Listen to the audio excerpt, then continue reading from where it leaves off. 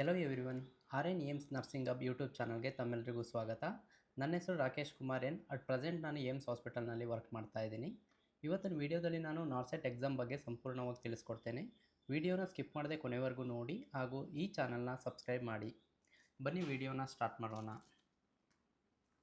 ನಾರ್ಸೆಟ್ full form ಏನಂತ ಅಂದರೆ nursing officer recruitment common eligibility test. ಹಾಗೆ ಏಮ್ಸ್ ಅಂತ ಅಂದರೆ all India institute of medical science. ಈ ನಾರ್ಸೆಟ್ ಎಕ್ಸಾಮ್ ಬಂದು 2021 ಹಾಗೆ ಸ್ಟಾರ್ಟ್ ಆಯಿತು. ಅದಕ್ಕಿಂತ ಮೊದಲು ಏನು ಮಾಡ್ತಿದ್ರು ಅಂತ ಅಂದರೆ ಏಮ್ಸ್ ಡೆಲ್ಲಿಯವರು ಅವರೇ ಸಪ್ರೇಟ್ ಕಾಲ್ಫರ್ ಮಾಡ್ತಾಯಿದ್ರು, ಏಮ್ಸ್ ನಾಗ್ಪುರ್ ಅವರು ಅವರೇ ಸಪ್ರೇಟ್ ಕಾಲ್ಫರ್ ಮಾಡ್ತಾಯಿದ್ರು.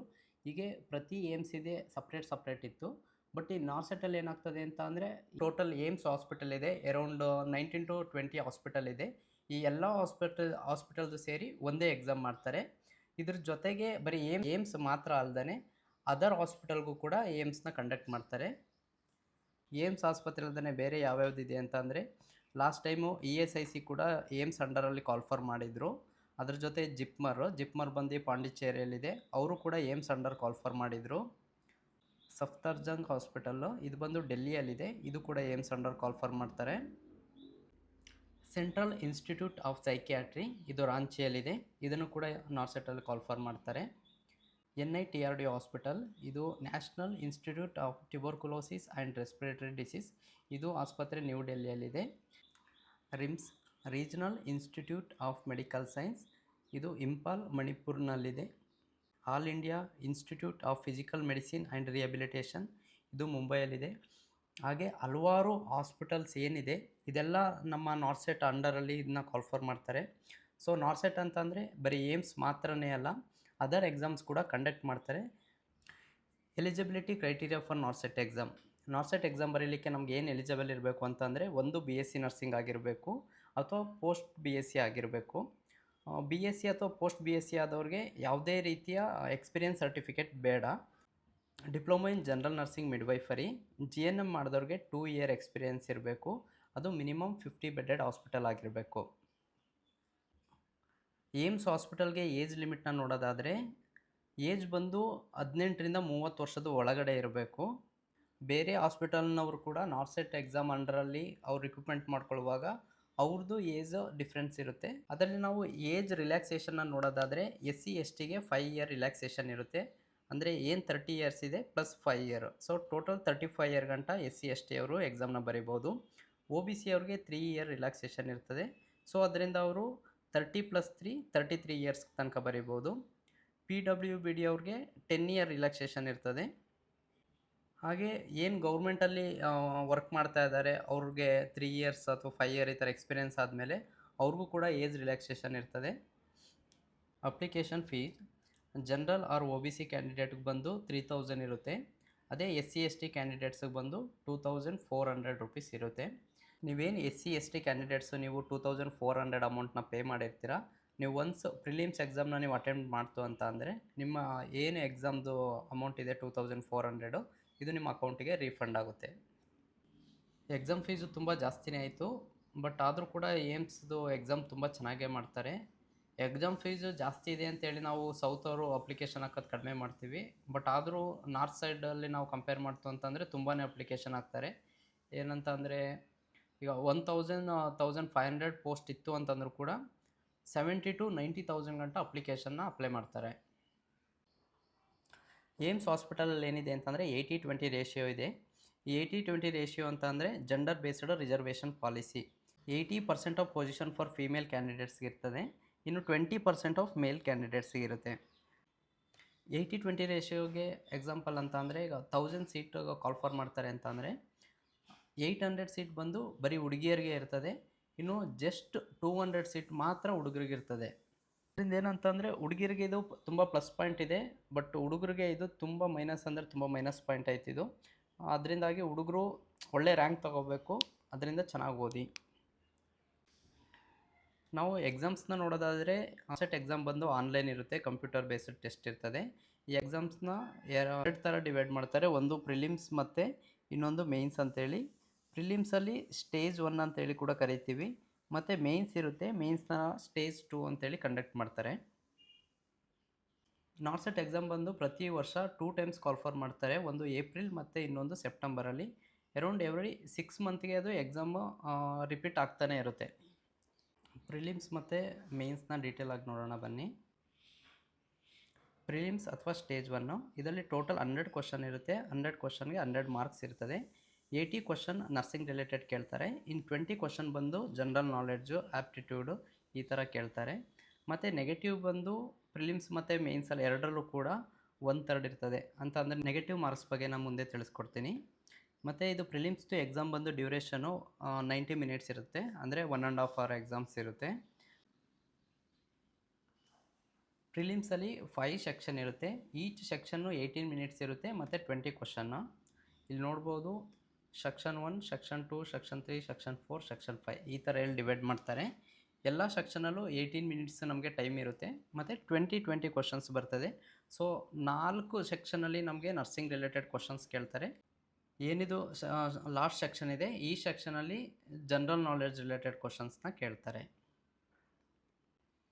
ಮೇನ್ಸ್ ಸ್ಟೇಜ್ 2 ಇದರಲ್ಲಿ ಟೋಟಲ್ 160 ಕ್ವಶನ್ ಇರುತ್ತೆ. ಸೊ 160ಗೆ 160 ಮಾರ್ಕ್ಸ್ ಕೂಡ ಇರ್ತದೆ.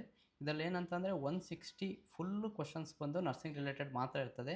ಈ ಸ್ಟೇಜ್ 2ಅಲ್ಲಿ ಜನರಲ್ ನಾಲೆಡ್ಜ್ ಆಗಲಿ, ಅರಿಥ್ಮೆಟಿಕ್ಕು, ಆ್ಯಪ್ಟಿಟ್ಯೂಡು ಯಾವುದೇ ಥರದ ಕ್ವಶನ್ಸ್ ಇರಲ್ಲ. ಓನ್ಲಿ ನರ್ಸಿಂಗ್ ರಿಲೇಟೆಡ್ ಕ್ವಶನ್ಸ್ ಇರ್ತದೆ. ನೆಗೆಟಿವ್ ಮಾರ್ಕ್ಸ್ ಬಂದು ಸೇಮ್ 1/3 ನೆಗೆಟಿವ್ ಮಾರ್ಕ್ಸ್ ಇರುತ್ತೆ. ಡ್ಯೂರೇಷನ್ ಬಂದು 180 ಮಿನಿಟ್ಸ್ ಇರ್ತದೆ.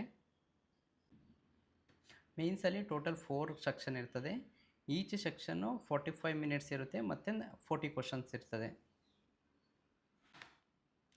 ಇಲ್ಲಿ ನೋಡ್ಬೋದು section 1, section 2, section 3, section 4. Section 1ನಲ್ಲಿ 45 ಮಿನಿಟ್ಸ್ ಇರುತ್ತೆ, 40 ಕ್ವಶನ್. ಮತ್ತು ಸೆಕ್ಷನ್ 2ಅಲ್ಲೂ ಕೂಡ ಸೇಮ್ 45 ಮಿನಿಟ್ಸ್ ಇರುತ್ತೆ, 40 ಕ್ವಶನ್ನು. ಇಲ್ಲೇನಂತ ಅಂದರೆ MCQ ತುಂಬ ಕಡಿಮೆ ಇದೆ, ಟೈಮ್ ಜಾಸ್ತಿ ಇದೆ. ಇದರಲ್ಲಿ ಪ್ರಿಲಿಮ್ಸ್ ಮತ್ತು ಮೇನ್ಸಲ್ಲಿ ಏನು ಡಿಫ್ರೆನ್ಸ್ನ ನೋಡ್ಬೋದು ಅಂತಂದರೆ, ಪ್ರಿಲಿಮ್ಸಲ್ಲಿ ಸೆನೆರಿಯೋ ಟೈಪ್ ಕೇಳ್ತಾರೆ, ಬಟ್ ಅಂತಂದರೆ ಅದರಲ್ಲಿ ಲೆಂತ್ ಆಫ್ ದಿ ಕ್ವಶನ್ಸ್ ಸ್ವಲ್ಪ ಕಡಿಮೆ ಇರ್ತದೆ. ಬಟ್ ಮೇನ್ಸಲ್ಲಿ ಏನಂತ ಅಂದರೆ ಕ್ವಶನ್ನು 3-4 ಲೈನ್ ಇರ್ತದೆ. ಇದರಲ್ಲಿ ತುಂಬ ಸೆನೆರಿಯೋ ಟೈಪ್ ಕ್ವಶನ್ಸ್ನ ಕೇಳ್ತಾರೆ. ನಾವು ಸ್ಟೇಜ್ 1 ರಿಸಲ್ಟ್ ನೋಡೋದಾದರೆ, ಸ್ಟೇಜ್ 1ಅಲ್ಲಿ ಏನು ಮಾಡ್ತಾರೆ ಅಂತ ಅಂದರೆ, ಇದು ರ್ಯಾಂಕ್ ವೈಸ್ ಕೊಡಲ್ಲ ನಮಗೆ. ಇದನ್ನು ಬಂದು ನಮಗೆ ಪರ್ಸೆಂಟೈಲಲ್ಲಿ ಕೊಡ್ತಾರೆ. ಇಲ್ಲಿ ರೂಲ್ ನಂಬರ್ ಏನಿದೆ, ರೂಲ್ ನಂಬರ್ನ ಕೊಡ್ತಾರೆ. ಇಲ್ಲಿ ಏನು ಕ್ಯಾಟಗರಿ ಇದೆ, ನಮ್ಮದು ಕ್ಯಾಟಗರಿನ ಕೊಡ್ತಾರೆ. ಮತ್ತು PWBD ಇದ್ದರೆ ಅವರು ಅದನ್ನು ಮೆನ್ಷನ್ ಮಾಡ್ತಾರೆ. ಇಲ್ಲಿ ನೋಡ್ಬೋದು PWBDನ ಮೆನ್ಷನ್ ಮಾಡಿದ್ದಾರೆ. ಮತ್ತು ಇಲ್ಲಿ ಪರ್ಸೆಂಟೈಲ್ನ ಕೊಡ್ತಾರೆ, ಎಷ್ಟು ಪರ್ಸೆಂಟೈಲ್ ತೆಗೆದಿದ್ದಾರೆ ಅಂತೇಳಿ. ಸ್ಟೇಜ್ 1 ಮತ್ತು ಸ್ಟೇಜ್ 2 ಅಲ್ಲಿ ಹೇಗೆ ಫಿಲ್ಟರ್ ಮಾಡ್ತಾರೆ ಅಂತಂದರೆ, ಈಗ 1000 ಪೋಸ್ಟ್ ಇರ್ತದೆ. ಆ 1000 ಪೋಸ್ಟ್ಗೆ ಅರೌಂಡು 70,000 to 80,000 ಪೀಪಲ್ ಎಕ್ಸಾಮ್ನ ಬರೆದಿರ್ತಾರೆ. ಅವಾಗ ಏನು ಮಾಡ್ತಾರೆ ಅಂತ ಅಂದರೆ, ಏನು 1000 ಪೋಸ್ಟ್ ಇದೆ ಇಂಟು 5, ಏನು ಈಗ ಏನು ರಿಸರ್ವೇಷನ್ ಇದೆ, ಏನು ಕ್ಯಾಟಗರಿ ಇದೆ, ಆ ಕ್ಯಾಟಗರಿದು ನೋಡಿಕೊಂಡು ಇಂಟು 5 ಆಗಿ, ಈಗ 1000 ಪೋಸ್ಟ್ ಇದೆ ಅಂತಂದರೆ 5000 ಪೀಪಲ್ನ ಸ್ಟೇಜ್ 2ಗೆ ಕಳಿಸ್ತಾರೆ. ಸ್ಟೇಜ್ 1ಅಲ್ಲಿ ನಾವು ಎಕ್ಸಾಮ್ ಸೆಂಟ್ರನ್ನ ನೋಡೋದಾದರೆ, ನಮಗೆ ಈಗ ಕರ್ನಾಟಕ ತಗೊಳ್ತು ಅಂತಂದರೆ ನಮಗೆ ಮೈಸೂರಲ್ಲೂ ಎಕ್ಸಾಮ್ ಸೆಂಟ್ರ್ ಸಿಗ್ತದೆ, ಬೆಂಗಳೂರಲ್ಲೂ ಎಕ್ಸಾಮ್ ಸೆಂಟ್ರ್ ಸಿಗುತ್ತೆ, ಹುಬ್ಳಿ, ಧಾರವಾಡ ಎಲ್ಲ ಕಡೆ ನಮಗೆ ಎಕ್ಸಾಮ್ ಸೆಂಟ್ರನ್ನ ನೋಡ್ಬೋದು. ಅದೇ ನಾವು ಸ್ಟೇಜ್ 2ಅಲ್ಲಿ ನಾವು ಎಕ್ಸಾಮ್ ಸೆಂಟ್ರನ್ನ ನೋಡೋದಾದರೆ, ಆಲ್ ಓವರ್ ಕರ್ನಾಟಕಕ್ಕೆ ಬರೀ ಬೆಂಗಳೂರಲ್ಲಿ ಮಾತ್ರ ನಮಗೆ ಎಕ್ಸಾಮ್ ಸೆಂಟ್ರ್ ಇರುತ್ತೆ. ಎಕ್ಸಾಮ್ ಸೆಂಟ್ರ್ ತುಂಬ ಕಡಿಮೆ ಇರುತ್ತೆ ಮತ್ತು ಕಡಿಮೆ ಜನ ಕೂಡ ಇರ್ತಾರೆ. ಪ್ರಿಲಿಮ್ಸ್ ರಿಸಲ್ಟ್ ಬಂದು ಅಂದರೆ ಸ್ಟೇಜ್ 1 ರಿಸಲ್ಟ್ ಬಂದು ನಮಗೆ 3 to 4 ಡೇಸ್ ಪ್ರಿಲಿಮ್ಸ್ ಎಕ್ಸಾಮ್ ಆಗಿ ನಮಗೆ ರಿಸಲ್ಟ್ ಬಿಡ್ತಾರೆ. ಯಾಕೆ ಅಂತಂದರೆ ಪ್ರಿಲಿಮ್ಸು ಮತ್ತು ಮೇನ್ಸಿಗೂ ಅರೌಂಡು 13 to 15 ಡೇಸ್ ಅಷ್ಟೇ ಗ್ಯಾಪ್ ಇರ್ತದೆ. ಸೊ ಅದರಿಂದ ಪ್ರಿಲಿಮ್ಸ್ ರಿಸಲ್ಟ್ ನಮಗೆ ಸ್ವಲ್ಪ ಬೇಗನೆ ಬರ್ತದೆ. ನಾವು ಇಲ್ಲಿ ನೋಡ್ಬೋದು ಸ್ಟೇಜ್ 1 ರಿಸಲ್ಟ್ ಅಂದರೆ ಇದು ಪ್ರಿಲಿಮ್ಸ್ ರಿಸಲ್ಟು. ಈ ರಿಸಲ್ಟಲ್ಲಿ ನಾವು ಚೆಕ್ ಮಾಡ್ಕೋಬೋದು ನಮ್ಮದು ಎಷ್ಟು ಕರೆಕ್ಟ್ ಆಗಿದೆ, ಎಷ್ಟು ರಾಂಗ್ ಆಗಿದೆ, ಮತ್ತು ನಾವು ಎಷ್ಟು ಬ್ಲ್ಯಾಂಕ್ ಬಿಟ್ಟಿದ್ದೀವಿ ಅನ್ನೋದನ್ನ ನಾವಿಲ್ಲಿ ನೋಡ್ಕೋಬೋದು. ಮತ್ತು ಅವರೇ ಕ್ಯಾಲ್ಕುಲೇಟ್ ಮಾಡಿ ನಮಗೆ ಪರ್ಸೆಂಟೈಲ್ನ ಕೊಟ್ಟಿರ್ತಾರೆ. ಮತ್ತು ನೆಗೆಟಿವ್ ಮಾರ್ಕ್ಸ್ನ ನಾನು ಆವಾಗಲೇ ಹೇಳಿದೆ 1/3 ಅಂತೇಳಿ. 1/3 ಅಂತ ಅಂದರೆ ನಾವು 3 ರಾಂಗ್ ಮಾಡೋದು ಅಂತಂದರೆ 1 ಮಾರ್ಕ್ಸ್ನ ಮೈನಸ್ ಮಾಡ್ತಾರೆ. ಇಲ್ಲಿ ನೋಡ್ಬೋದು, ಈಗ ನಂದು 9 ರಾಂಗ್ ಆಗಿದೆ. 9 ರಾಂಗ್ ಆಗಿದೆ ಅಂತ ಅಂದರೆ ನಾವು 3 1 3 3 2 6 3 3 9 ಅಂತಂದರೆ ನಂದು 3 ಮಾರ್ಕ್ಸ್ ಮೈನಸ್ ಆಗ್ತದೆ. 3 ಮಾರ್ಕ್ಸ್ ಮೈನಸ್ ಹೇಗೆ ಮಾಡ್ತಾರೆ ಅಂತಂದರೆ, ಇಲ್ಲಿ 71 ಇದೆ, 71ಅಲ್ಲಿ 3 ಮಾರ್ಕ್ಸ್ನ ಮೈನಸ್ ಮಾಡ್ತಾರೆ. ಆವಾಗ ಬಂದು ಇದು 68 ಮಾರ್ಕ್ಸ್ ಆಗ್ತದೆ. ಇದೇನು 68 ಇದೆ ಇದನ್ನು ಮಾತ್ರ ಕ್ಯಾಲ್ಕುಲೇಷನ್ ಮಾಡ್ತಾರೆ. ಈ ನಾರ್ಸೆಟ್ ಎಕ್ಸಾಮಲ್ಲಿ ನೆಗೆಟಿವ್ ಮಾರ್ಕ್ ಇರೋದ್ರಿಂದ ನಮ್ಗೆ ಎಷ್ಟು ನೆಗೆಟಿವ್ ಮಾರ್ಕ್ಸ್ನ ಅವಾಯ್ಡ್ ಮಾಡಲಿಕ್ಕಾಗ್ತದೆ ಅಷ್ಟು ಅವಾಯ್ಡನ್ನು ಮಾಡಿ ನಮಗೆಷ್ಟು ಗೊತ್ತಿರುತ್ತೆ ಸಾಧ್ಯವಾದಷ್ಟು ಅಷ್ಟನ್ನು ಅಟೆಂಡ್ ಮಾಡಬೇಕು. ಬಟ್ಟು ಮೇಲ್ಸಿಗೆ ನೋಡೋದಾಯಿತು ಅಂತ ಅಂದರೆ ನಮಗೆ 20% ಇರೋದ್ರಿಂದ ನಾವು ಈಗ ನಮಗೆ 50 ಗೊತ್ತು 60 ಗೊತ್ತು ಅಂತ ಅಷ್ಟನ್ನೇ ಅಟೆಂಪ್ಟ್ ಮಾಡೋಕ್ಕಾಗಲ್ಲ. ನಾವು 70+ ಅಷ್ಟು ಅಟೆಂಪ್ಟ್ ಮಾಡಲೇಬೇಕು. 70 ಅಟೆಂಪ್ಟ್ ಮಾಡ್ತೀವಿ ಅಂತೇಳಿ ಸುಮ್ಮನೆ ಎಲ್ಲನೂ ರಾಂಗ್ ಮಾಡೋಕ್ಕಾಗೋದಿಲ್ಲ. ಅಂತಂದರೆ ನಾವು 70 ಅಟೆಂಡ್ ಮಾಡೋವಷ್ಟು ನಾವು ಚೆನ್ನಾಗಿ ಸ್ಟಡಿ ಮಾಡ್ಕೊಂಡು ಹೋಗಿರಬೇಕು. ಇದು ನೋಡ್ಬೋದು ಸ್ಟೇಜ್ 2 ರಿಸಲ್ಟು ಅಂತಂದರೆ ಇದು ಮೇನ್ಸ್ ರಿಸಲ್ಟು. ಈ ರಿಸಲ್ಟಲ್ಲಿ ಏನು ಮಾಡ್ತಾರೆ ಅಂತಂದರೆ ಜಸ್ಟ್ ಈ ಕಡೆ ರೂಲ್ ನಂಬರ್ ವೈಸ್ ಇರ್ತದೆ, ಇಲ್ಲಿ ಕ್ಯಾಟಗರಿ ಇರುತ್ತೆ, ಇಲ್ಲಿ PWBD ಕೊಡ್ತಾರೆ, ಇಲ್ಲಿ ಜೆಂಡರ್ ಇರುತ್ತೆ, ಮತ್ತು ಇಲ್ಲಿ ನೋಡ್ಬೋದು ನೀವು ಪರ್ಸೆಂಟೈಸ್ ಕೊಡ್ತಾರೆ. ಅಲ್ಲಿ ಪರ್ಸೆಂಟೈಲ್ ಇರ್ತದೆ, ಇಲ್ಲಿ ಪರ್ಸೆಂಟೈಸ್ನ ಕೊಡ್ತಾರೆ, ಮತ್ತು ಇಲ್ಲಿ ಲಾಸ್ಟಲ್ಲಿ ನೋಡ್ಬೋದು ಇಲ್ಲಿ ರ್ಯಾಂಕ್ನ ಕೊಡ್ತಾರೆ. ಸ್ಟೇಜ್ 2 ರಿಸಲ್ಟ್ ಆದಮೇಲೆ ನಾವು ಡಾಕ್ಯುಮೆಂಟ್ನ ಅಪ್ಲೋಡ್ ಮಾಡಬೇಕು. ನಾವೇನು ಒರಿಜಿನಲ್ ಡಾಕ್ಯುಮೆಂಟ್ನ ಅಪ್ಲೋಡ್ ಮಾಡ್ತೀವಿ ಅದನ್ನ ಡಾಕ್ಯುಮೆಂಟ್ ವೆರಿಫಿಕೇಷನ್ಗೆ ತೊಗೊಂಡು ಹೋಗ್ಬೇಕಾಗ್ತದೆ. ಮತ್ತು ಇಲ್ಲೇನಂತ ಅಂದರೆ ನಮಗೆ ಯಾವ ಇನ್ಸ್ಟಿಟ್ಯೂಟ್ ಬೇಕು ಅಂತೇಳಿ ನಾವು ಚೂಸ್ ಮಾಡ್ಬೋದು. ನಮ್ದು ಏನು ರ್ಯಾಂಕ್ ವೈಸ್ ಇರ್ತದೆ ಆ ರ್ಯಾಂಕ್ ವೈಸ್ ನಮಗೆ ಇನ್ಸ್ಟಿಟ್ಯೂಟ್ನ ಕೊಡ್ತಾರೆ. ಈಗ ನಾನು ನೋಡ್ಬೋದು ಫಸ್ಟ್ ಪ್ರಿಫರೆನ್ಸ್ ಬಂದು ಏಮ್ಸ್ ಮಂಗಳಗಿರಿ ಕೊಟ್ಟಿದೆ, ನನಗೆ ಏಮ್ಸ್ ಮಂಗಳಗಿರಿನೇ ಆಗಿದೆ. ಹಾಗೆ ನೋಡ್ಬೋದು ಎಷ್ಟು ಆಸ್ಪತ್ರೆ ಇದೆ ನಾವು ಅಷ್ಟನ್ನು ಕೊಡ್ಬೋದು. ಈಗ ಬರೀ 4ನೇ ಕೊಡಬೇಕು 5ನೇ ಕೊಡಬೇಕಂತ ಏನಿಲ್ಲ. ಈಗ 20 ಆಸ್ಪತ್ರೆನೇ ಅವರು ಕಾಲ್ಫರ್ ಮಾಡಿರ್ತಾರೆ ಅಂತಂದರೆ 20ನೂ ಕೂಡ ನಾವು ಚೂಸ್ ಮಾಡ್ಬೋದು. ಇಲ್ಲಿ ನೋಡ್ಬೋದು ಇವೆಲ್ಲ ಏಮ್ಸ್ ಹಾಸ್ಪಿಟಲ್ಸ್ ಇದೆ. ಏಮ್ಸ್ ಹಾಸ್ಪಿಟಲ್ ಜೊತೆ ಇದೆಲ್ಲ ಬೇರೆ ಬೇರೆ ಆಸ್ಪತ್ರೆ ಕೂಡ ಇದೆ. NITRD ಅವಾಗಲೇ ಮೊದಲು ಕೂಡ ಇದ್ರ ಬಗ್ಗೆ ಡಿಸ್ಕಷನ್ ಮಾಡ್ದೋ. ಅಂತಂದರೆ ಏಮ್ಸ್ ಜೊತೆಗೆ ಅದರ್ ಆಸ್ಪತ್ರೆಯವರು ಕೂಡ ನಮ್ಮ ಏಮ್ಸ್ ನಾರ್ಸೆಟ್ ಅಂಡರಲ್ಲಿ ಎಕ್ಸಾಮ್ ಕ್ವಾಲಿಫರ್ ಮಾಡ್ತಾರೆ. ನಾವು ಇನ್ಸ್ಟಿಟ್ಯೂಟ್ ಪ್ರಿಫರೆನ್ಸ್ ಕೊಟ್ಟಾದಮೇಲೆ ಒಂದು 2-3 ಡೇಸ್ ಆದ ನಂತರ ನಮಗೇನಾಗ್ತಾರೆ ಅಂತ ಅಂದರೆ ಇನ್ಸ್ಟಿಟ್ಯೂಟ್ನ ಅಲೋಕೇಟ್ ಮಾಡ್ತಾರೆ. ಅದರಲ್ಲಿ ಏನಂತ ಅಂದರೆ ರ್ಯಾಂಕ್ ವೈಸ್ ಕೊಟ್ಟಿರ್ತಾರೆ. ಅವಾಗೆಲ್ಲ ನಾವು ರೋಲ್ ನಂಬರ್ ವೈಸ್ ನೋಡ್ದೋ. ಇಲ್ಲೇನಂತ ಅಂದರೆ ಓವರ್ ಆಲ್ ರ್ಯಾಂಕ್ 1 2 3 4 5 6 ಈ ಥರ ಹೇಳಿದೆ. ನೋಡ್ಬೋದು ರೋಲ್ ನಂಬರ್ ಇದೆ, ಕ್ಯಾಟಗರಿ ಇದೆ, gender, PWBD, over all rank, ಮತ್ತು ನಾವು ಯಾವ ಇನ್ಸ್ಟಿಟ್ಯೂಟ್ಗೆ ಅಲೋಕೇಟ್ ಮಾಡಿದ್ದಾರೆ ಅನ್ನೋದನ್ನ ಅವ್ರು ಇಲ್ಲೇ ಕೊಟ್ಟಿರ್ತಾರೆ. ಈಗ ನಮ್ಮದು ರ್ಯಾಂಕ್ ಚೆನ್ನಾಗಿತ್ತು ಅಂತಂದರೆ ನಾವು ಫಸ್ಟ್ ಪ್ರಿಫರೆನ್ಸ್ ಮಂಗಳಗಿರಿ ಕೊಟ್ಟಿದ್ದು ಅಂತಂದರೆ ಮಂಗಳಗಿರಿ ಸಿಗ್ತದೆ. ಅಥವಾ ನಮ್ಮದು ರ್ಯಾಂಕ್ ಚೆನ್ನಾಗಿಲ್ಲ ಅಂತ ಅಂದರೆ ನಾವು 4th 5th ಅಥವಾ 10th ಪ್ರಿಫರೆನ್ಸ್ ಮಾಡಿರೋವಂಥ ಹಾಸ್ಪಿಟಲ್ಗೆ ಅಲೋಕೇಟ್ ಮಾಡ್ತಾರೆ. ಈ ಓವರಾಲ್ ಎಕ್ಸಾಮ್ ಬಂದು ಡೆಲ್ಲಿ ಅವ್ರನ್ನ ನೋಡ್ಕೊಳ್ತಾರೆ. ಇದೇನು ನಮಗೆ ಸ್ಟೇಜ್ 1 ರಿಸಲ್ಟ್ ಆಯಿತು, ಸ್ಟೇಜ್ 2 ರಿಸಲ್ಟ್ ಆಯಿತು, ಮತ್ತು ಇನ್ಸ್ಟಿಟ್ಯೂಟ್ನ ಅಲೋಕೇಟ್ ಮಾಡೋದು ಇದೆಲ್ಲ ಡೆಲ್ಲಿ ಅವ್ರು ಮಾಡ್ತಾರೆ. ಒನ್ಸ್ ನಮಗೆ ಇನ್ಸ್ಟಿಟ್ಯೂಟ್ ಅಲೋಟ್ ಆದಮೇಲೆ ನಮಗೇನಂತ ಅಂದರೆ ಆ ಇನ್ಸ್ಟಿಟ್ಯೂಟಿಂದ ನಮಗೆ ಡಾಕ್ಯುಮೆಂಟ್ ವೆರಿಫಿಕೇಷನ್ಗೆ ಕರೀತಾರೆ. ನೆಕ್ಸ್ಟು ನಮ್ದು ಏನಿದ್ರು ನಾವು ಡೆಲ್ಲಿಯವ್ರು ಎಕ್ಸಾಮ್ ನಡೆಸಿದ್ದಾರೆ ಅಂತೇಳಿ ನಾವೇನು ಡೆಲ್ಲಿಗೆ ಹೋಗ್ಬೇಕಂತೇನಿಲ್ಲ ಡಾಕ್ಯುಮೆಂಟ್ ವೆರಿಫಿಕೇಷನ್ಗೆ.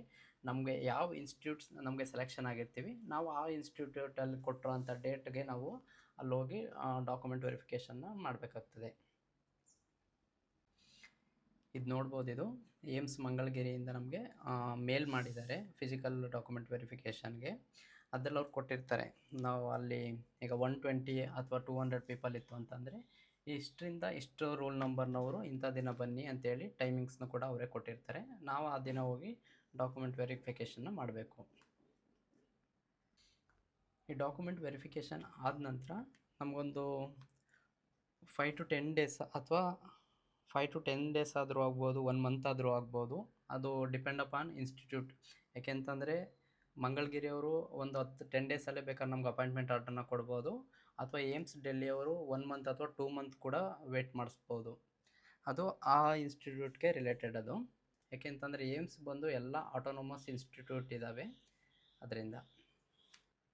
ಇದು ನೋಡ್ಬೋದು, ಇದು ನನಗೆ ಏಮ್ಸ್ ಮಂಗಳಗಿರಿ ಹಾಸ್ಪಿಟಲಿಂದ ಬಂದ ಅಪಾಯಿಂಟ್ಮೆಂಟ್ ಲೆಟ್ರು.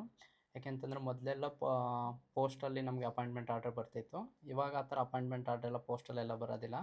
ಈಗೇನಿದ್ರು ನಮಗೆ ಡೈರೆಕ್ಟು ನಮ್ಮದೇನು ಮೇಲ್ ಕೊಟ್ಟಿರ್ತೀವಿ ಅದೇ ಮೇಲ್ಗೆ ಅವ್ರು ಅಫಿಷಿಯಲ್ ಆಗಿ ಮೇಲ್ ಮಾಡ್ತಾರೆ. ಸಮ್ಟೈಮ್ ಅವ್ರು ಕಾಲ್ ಮಾಡೋ ಕೂಡ ಹೇಳ್ತಾರೆ, ಈ ಥರ ನಾವು ಮೇಲ್ ಮಾಡಿದ್ದೀವಿ ನೋಡಿ ಅಂತ. ಇಲ್ಲ ಅಂತ ಅಂದರೆ ನಾವೇ ಮೇಲ್ನ ರೆಗ್ಯುಲರ್ಲಿ ಚೆಕ್ ಮಾಡ್ತಾ ಇರಬೇಕಾಗುತ್ತೆ. ಈ ಅಪಾಯಿಂಟ್ಮೆಂಟ್ ಆರ್ಡರ್ ನಾವು ನೋಡ್ಬೋದು. ನರ್ಸಿಂಗ್ ಆಫೀಸರ್ ನಮ್ಮದು ಏಮ್ಸಲ್ಲೆಲ್ಲ ಏನಂತಂದರೆ ಸ್ಟಾಫ್ ನರ್ಸ್ ಅಂತೇಳಿ ಯೂಸ್ ಮಾಡಲ್ಲ, ನರ್ಸಿಂಗ್ ಆಫೀಸರ್ ಅಂತೇಳಿ ಯೂಸ್ ಮಾಡ್ತಾರೆ. ಮತ್ತು ಗ್ರೂಪ್ ಬಿ ನಾವು ಸ್ಟೇಟಲ್ಲಿ ನೋಡೋದಾದರೆ ನಮಗೆ ಸ್ಟಾಫ್ ನರ್ಸ್ ಅಥವಾ ನರ್ಸಿಂಗ್ ಆಫೀಸರ್ ಗ್ರೂಪ್ ಸಿ ಅಂತೇಳಿ ಮೆನ್ಷನ್ ಮಾಡ್ತಾರೆ. ಏಮ್ಸಲ್ಲಿ ಬಂದು ಗ್ರೂಪ್ ಬಿ ಅಂತೇಳಿ ಮೆನ್ಷನ್ ಮಾಡ್ತಾರೆ. ಇಲ್ಲಿ ಪೇ ಸ್ಕೇಲ್ ಬಂದು ನಮಗೆ ಲೆವೆಲ್ 7 ಇರುತ್ತೆ. ನಮಗೆ ನೆಕ್ಸ್ಟ್ ಇಯರು ಪೇ ಸ್ಕೇಲ್ ಬಂದು ಲೆವೆಲ್ 8 ಆಗೋ ಚಾನ್ಸಸ್ ಇದೆ. ಲೆವೆಲ್ 8 ಆಯಿತು ಅಂತಂದರೆ ಜಾಸ್ತಿ ಸ್ಯಾಲ್ರಿ ಕೂಡ ಬರುತ್ತೆ ನಮಗೆ. ಇದು ನೋಡ್ಬೋದು, ಇದು ನನ್ನ ಸ್ಯಾಲ್ರಿ ಸ್ಲಿಪ್ಪು. ಇದರಲ್ಲಿ ಲೆವೆಲ್ 7 ಇದೆ ಮತ್ತು ಸೆಲ್ 2 ಇದೆ. ನಾವು 1 ಇಯರ್ ಗಂಟ ಸೆಲ್ 1 ಇರ್ತದೆ, ನಂತರ ಅದು ಇಂಕ್ರಿಮೆಂಟ್ ಆಗ್ತದೆ. ನಾನು ಬಂದು ಜಾಯ್ನ್ ಆಗಿದ್ದೆ ಯಾವಾಗ ಅಂತಂದರೆ 15 ಜುಲೈ 24 ಈಗಾಗಲೇ 25 ಆಗಿದೆ, ಅಂದರೆ 1 ಇಯರ್ ಕಂಪ್ಲೀಟ್ ಆಗಿರೋದ್ರಿಂದ ಸೆಲ್ 2 ಮಾಡಿದ್ದಾರೆ. ಇಲ್ಲಿ ನೋಡ್ಬೋದು ನಮ್ಮದು ಗ್ರಾಸ್ ಸ್ಯಾಲ್ರಿ ಬಂದು 1,04,915 ರೂಪೀಸ್. 1,04,915 ರೂಪೀಸ್ ನಮ್ಮದು ಗ್ರಾಸ್ ಸ್ಯಾಲ್ರಿ ಇದೆ. ಈ ಟೋಟಲ್ ಡಿಡಕ್ಷನ್ನ ನೋಡ್ಬೋದು 18,036 ರೂಪೀಸ್. ಇದನ್ನು NPS ಮತ್ತು ಪ್ರೊಫೆಷನಲ್ ಟ್ಯಾಕ್ಸಿಗೆ ಹೇಳಿ ಕಟ್ ಮಾಡ್ತಾರೆ. ನಮಗೆ ಟೋಟಲ್ ಡಿಡಕ್ಷನ್ ಆದ್ರೂ ಕೂಡ ನೆಟ್ ಸ್ಯಾಲ್ರಿ ಎಷ್ಟು ಬರುತ್ತೆ ನೋಡೋದಾದರೆ 86,879 ರೂಪೀಸ್ ನಮ್ಮ ಅಕೌಂಟ್ಗೆ ಬರ್ತದೆ. ಅಂತಂದರೆ 86,000 ನಮ್ಮ ಅಕೌಂಟ್ಗೆ ಬರುತ್ತೆ. ನಂದು ಪ್ರೆಸೆಂಟ್ ಇಷ್ಟು ಸ್ಯಾಲ್ರಿ ಇದೆ. ಬಟ್ ಪ್ರೀವಿಯಸ್ಲಿ ನಾನು ವರ್ಕ್ ಮಾಡುವಾಗ ನಂದು ಫಸ್ಟ್ ಸ್ಯಾಲ್ರಿ ಬಂದು 10,000 ಇತ್ತು.